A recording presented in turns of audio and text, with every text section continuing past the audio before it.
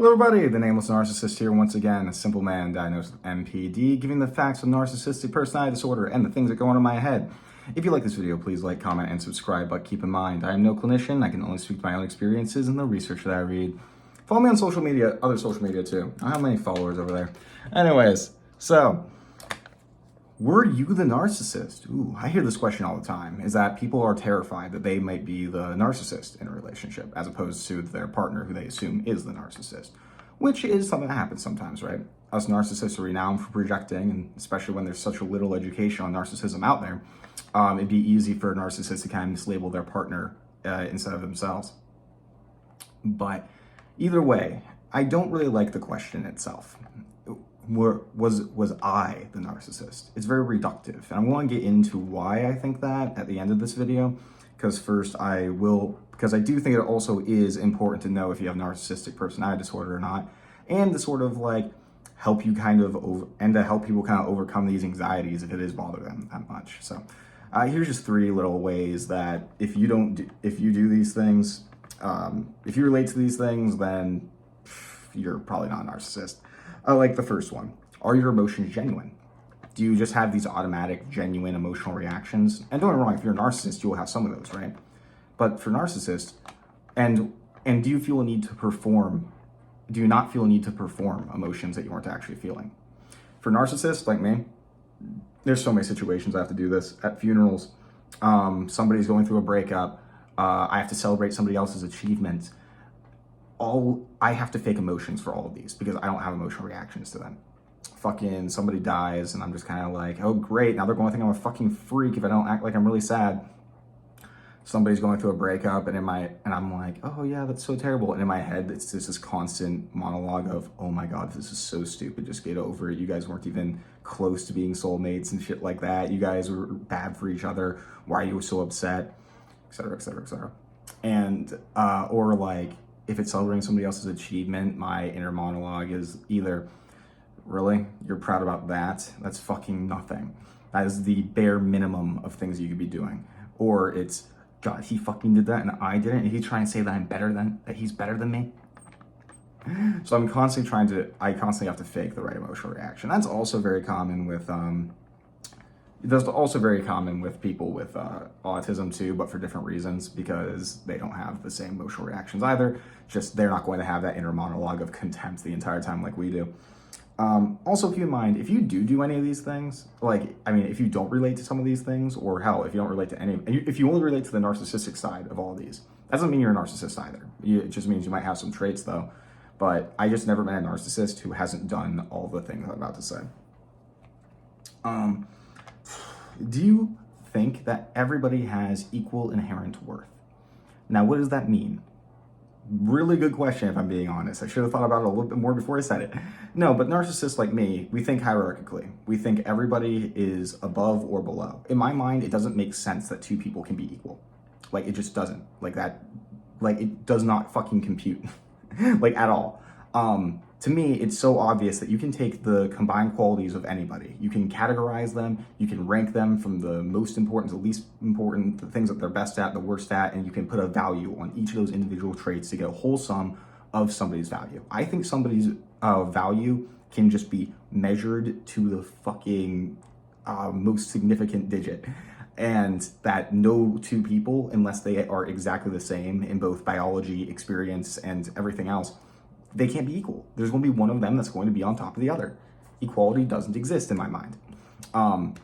But, I know other people most people disagree with that, right?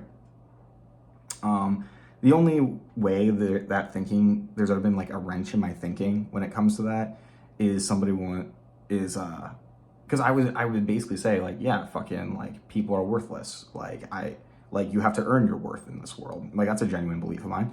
And then my therapist was like, well, what about a little kid? Do they have to earn their worth? And I'm like, fuck. Like a baby or something. I'm like, shit. Maybe this line of thought is wrong. But yeah, I can't comprehend a world where like everybody has equal worth. It just to me seems ridiculous. It's just to me, it's acknowledging how the world works to recognize that people aren't equal. I know that's pathological, by the way. These are just narcissistic thoughts, okay? If I'm sure my other darks are going to vouch for my line of thinking, please do. Anyways, have you ever loved yourself, like ever? If the answer is yes, then you're probably not a narcissist. Because I know a lot of people get like, in relationships like this, they get a lot of damage to their self-esteem and maybe they don't love themselves as much anymore, right? A narcissist has never loved themselves. Yes, we think we're better than everybody else, but we also hate ourselves. There's a big difference. There's no self-compassion. There's no self-love and grandiosity. There is only, like, my inner monologue is a constant stream of, oh, why did you do that? You're so stupid. Like, you should have done way better than that. You're better than all these idiots. There's no love there. It's just being better. Huge difference. Huge fucking difference in my mind. Well, not even just in my mind, just in general. There is a huge difference there. So if you have ever genuinely loved yourself, yeah, you're probably not a narcissist.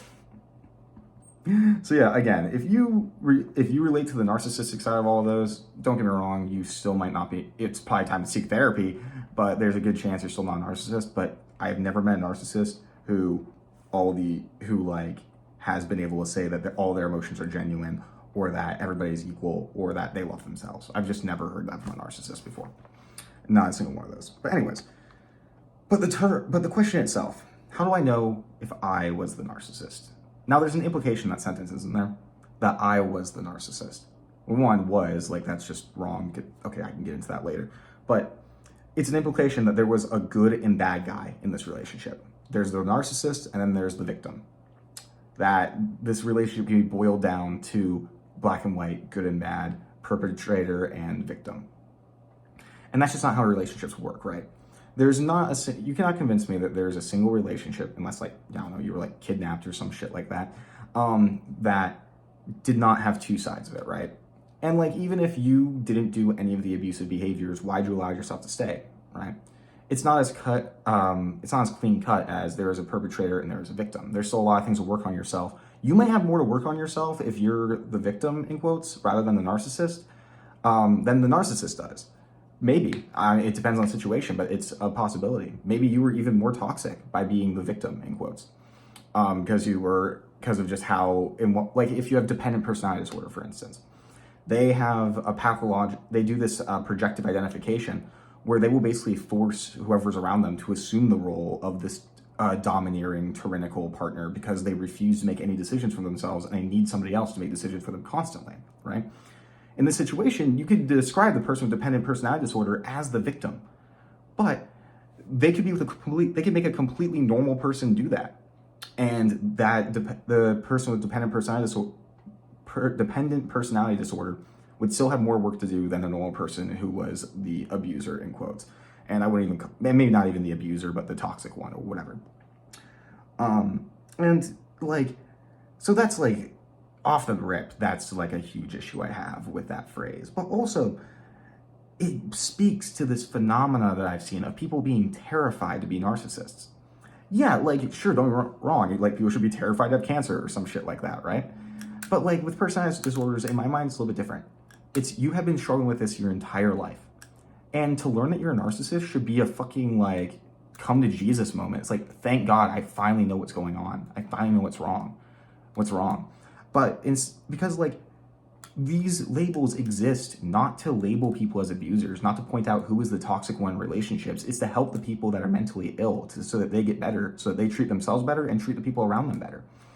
But I just see these people, like, I once had a comment, and I hope whoever made this comment doesn't get upset with me for talking about it, but I think it speaks to my point of there's this person that, because of consuming all this content around narcissism on the internet, was at this point that they were so afraid that they were a narcissist that if they decided that they were a narcissist, they thought that they were going to, like, off themselves, which isn't that uncommon. I see people who are narcissistic all the time get diagnosed and they're so despondent. They hate themselves so much because they know how evil the narcissist is and stuff like that. These are people that are seeking help who are being made to feel evil like this.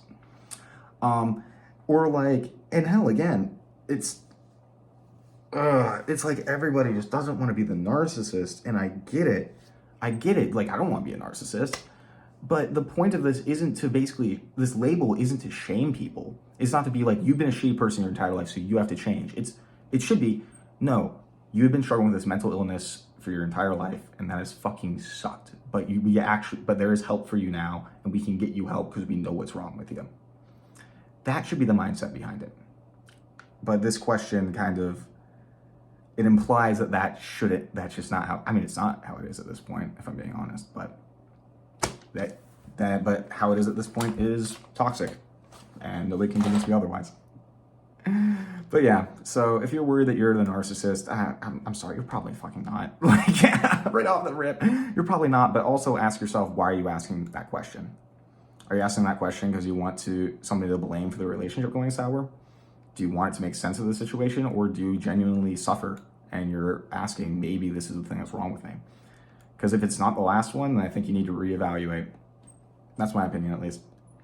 And not to say that you're like toxic or something because you're asking that question. Just, I think you need to rethink why you're like, just rethink stuff. God damn it. Anyways, I'm sorry. Take your fucking meds, please. Bye.